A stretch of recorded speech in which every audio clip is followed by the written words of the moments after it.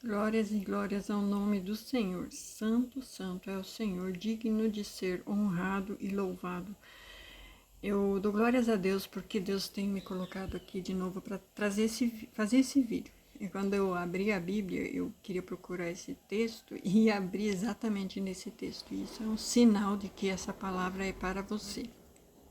Então eu quero abrir essa mensagem lendo João capítulo 9, versículo 31, né?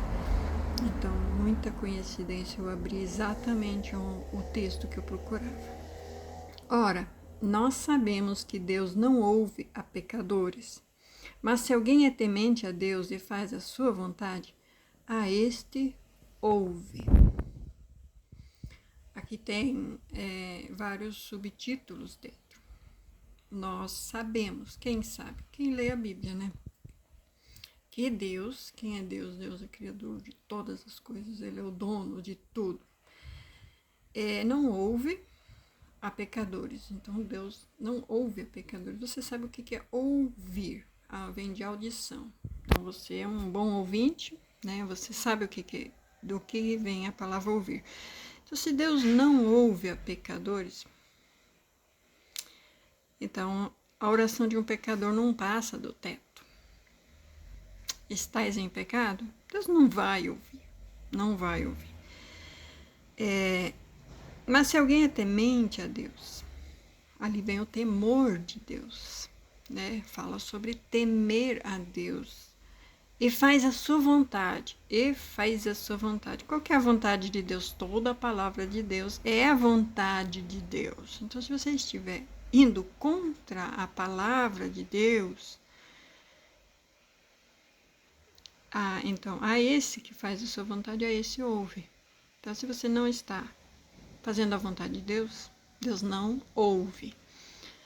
Mas eu ganhei tal, eu ganhei isso, eu ganhei... Olha, se você mexeu teu pauzinho, né? Mexeu teus pauzinhos, pagou juiz, pagou advogado, pagou seja lá quem for, você mexeu teus pauzinhos, não foi Deus quem interviu por você, não. Juízes, advogados, pecadores, adúlteros, não importa, corruptos, Deus não ouve a oração de pecadores. Vocês mexeram os pauzinhos, vocês ganharam a causa. Mas não é Deus que está nessa causa. Você pode ter comprado o teu pastor para aceitar o teu adultério, mas Deus não te ouve. Eu ouvi esse dia uma pregação de um padre e ele estava falando justamente sobre isso. Tem muitos, no Brasil está cheio, tem muitos, porque o divórcio já passou de 50% dos casais se separam mais cedo ou mais tarde. Então, existem muitíssimos relacionamentos adúlteros legalizados. Por que legalizados? Porque a lei brasileira aceita, né? Então, diferente do que países árabes, muçulmanos, a lei é baseada no livro sagrado. No Brasil, não, a lei não é baseada no livro sagrado, então a lei aceita, o papel aceita. Então, existe, né, em muitas religiões, o papel aceita que o Estatuto da Religião aceite legalizar casamento de divorciados. Mas vamos ao título, né? O título desse vídeo, ele fala sobre nunca se case com um divorciado. Por quê? Porque esse tema é tão forte. Porque já imaginou se essa mulher abandonada ou esse homem abandonado se volta verdadeiramente para Deus, né? Vamos dizer assim, ela para de ouvir as vozes do mundo, né? As vozes das falsas religiões. E ela abre a palavra, assim como eu abri, e ela vê. Aqui na palavra está dizendo, e vai vendo textos e contratextos, e vai vendo que um texto mal interpretado foi o que deu legalidade a religiões aceitarem casamentos de divorciados. Primeiro eu vou aqui dizer que o divórcio, primeiramente, Malaquias diz que Deus odeia o divórcio. Ponto. Se você tem outra pregação, me desculpe, mas Deus odeia. Então, Você quer estar debaixo do ódio de Deus? Divorcia. Divorcia, você está debaixo do ódio de Deus. Então, compre os teus pauzinhos, mexa os teus pauzinhos para ganhar alguma causa dentro da vontade humana, mas fora da vontade de Deus. Deus não te dá causa em pecado, tá?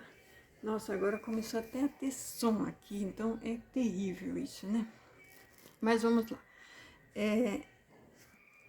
No livro de Coríntios, no capítulo 7, no versículo 4, diz assim: a mulher não tem poder sobre o seu próprio corpo, mas tem-no o marido. E também da mesma maneira, o marido não tem poder sobre o seu próprio corpo, mas tem-no a mulher.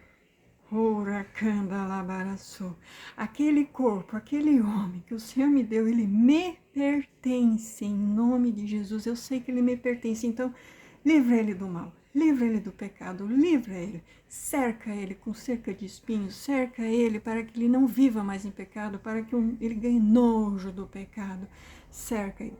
Então essa mulher, esse homem se converte e começa a tomar posse daquilo que lhe pertence. Imagine você estar do lado dessa pessoa e essa pessoa, esse cônjuge abandonado, se converte. Verdadeiramente passa a orar por esse corpo que lhe pertence. E Deus vai incomodar aquele corpo. Vai acontecer tudo errado na vida daquele corpo. Por quê? Porque ele tem dono, né? Aqui no versículo 10 do capítulo 7, nossa, os vizinhos me ajudam muito, perdão. Todavia, aos casados, não eu, mas o Senhor, que a mulher não se aparte do marido. Não é aqui. Que a mulher não se aparte do seu marido. Se, porém, se apartar, que fique sozinho. Então, quis divórcio, fica sozinho. Tem um texto aqui antes que fala muito sobre fornicação. Deus abomina também. Então, ficar sozinho é ficar sem ninguém. Não tente achar ninguém. Porque senão você vai estar levando essa pessoa ao adultério, vai estar levando essa pessoa a fornicar. E aí, querer que Deus ouça tuas orações, esquece. Perdão de novo por essas músicas. Eu não tenho controle sobre os vizinhos. Mas Deus sabe o que faz. Se, porém, se apartar, que fique sem casar, ou que se reconcilie com o marido, e que o marido não deixe a mulher. Então, quis o divórcio, fica sozinho, mas quer alguém, reconcilie-se. Essa palavra reconcilie-se, ela envolve uma autotransformação, uma automudança muito grande, porque ninguém quer voltar. Ninguém quer voltar. Então você se converte de novo. Eu, nesse deserto que eu tenho passado, eu tenho visto que todos que conseguiram reconciliar, eles nasceram de novo em Cristo. Eles tiveram um novo encontro com Deus, um arrependimento completo de todo o pecado. Aquela má índole, toda aquela vida de pecado que houve no passado, toda aquela, vamos dizer assim, brigas, contendas, afastamento, não querer conversar, não querer discutir assuntos, não quero falar sobre isso, não quero falar sobre... A pessoa se cala e sai fora da relação, e aí já não existe mais relação porque se calou, não quis mais colocar os pingos nos is. Então já houve ali o distanciamento. Então, vivem anos debaixo do mesmo teto, se suportando. Então, a gente sabe que os relacionamentos não acabam da noite para o dia. Então, para ouvir essa reconcilie-se com o seu marido, quer dizer, eu vou dizer assim, pelo que eu tenho visto dos testemunhos, quando é a mulher que sai e o marido fica na igreja, fica com os filhos, ele fica na brecha, ele não abandona os seus, a reconciliação acontece muito mais rápido, porque o homem é o cabeça do lar. Então, nesse corpo, né, o homem é o cabeça. E Deus ouve também. Então, Deus vai lá, fecha todos os caminhos para ela, fecha, e ela acaba voltando muito mais rápido.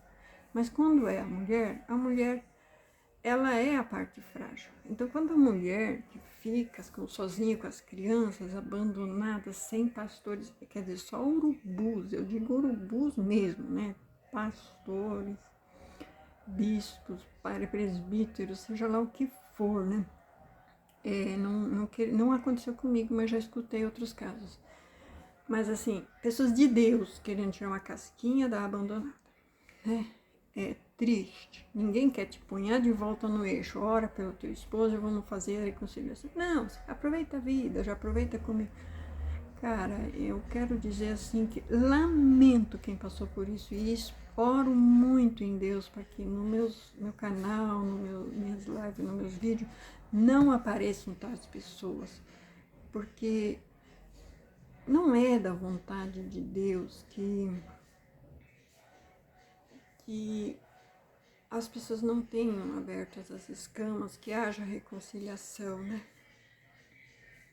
Mas eu vou orar aqui agora, orar mesmo, né? Esse versículo 4 de capítulo 7. A mulher não tem poder sobre o seu próprio corpo, mas tem no marido, e também da mesma sorte o marido não tem poder sobre o seu próprio corpo, mas tem na mulher. Então que o seu cônjuge, seja onde estiver, em nome de Jesus, eu tomo posse, Senhor, eu tomo posse. Fala assim, eu tomo posse do meu cônjuge, eu o perdoo, eu me transformo, eu quero a reconciliação, em nome de Jesus, eu quero voltar, Senhor. Transforma-me, Senhor, faz-me a mulher de Provérbios 31, a mulher que o homem procura, que o homem busca, que ele me ache como a mulher perfeita da sua vida. E o contrário também, faz-me, Senhor, faz o homem, Senhor, o homem de Efésios, capítulo 5, um varão perfeito, agradável perante o Senhor, em nome de Jesus. Que os homens sejam transformados para serem varões perfeitos, homens de Deus, presbíteros e diáconos que servem a Deus em temor e tremor, em nome de Jesus. Que assim seja. E eu acredito que não sou só eu que tenho vizinhos assim. Então, que Deus abençoe e te livre de todo o mal, em nome de Jesus. Amém.